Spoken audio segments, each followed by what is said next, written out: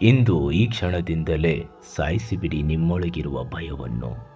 ಸಾಕು ಮಾಡಿ ಮುಖವಾಡ ಧರಿಸಿಕೊಂಡು ಬದುಕೋದನ್ನು. ನೀವು ಹೇಗಿದ್ದೀರಾ ಹಾಗೇ ಬದುಕಿ. ಜನ ಜಗತ್ತು ನಿಮ್ಮ ಬಗ್ಗೆ ಅದೇನೇ ಮಾತಾಡಿದರೂ ನಿಮ್ಮ ಪಾಡಿಗೆ ನೀವಿರಿ. ಸತ್ಯನ ತಿಳಿದುಕೊಂಡು ತಪ್ಪುಗಳನ್ನು ತಿದ್ದುಕೊಂಡು ಸಾಗಿಸಿ ನಿಮ್ಮ ಜೀವನದ ಬಂಡಿ ಸಾರ್ಥಕದ ದಾರಿಯಲ್ಲಿ.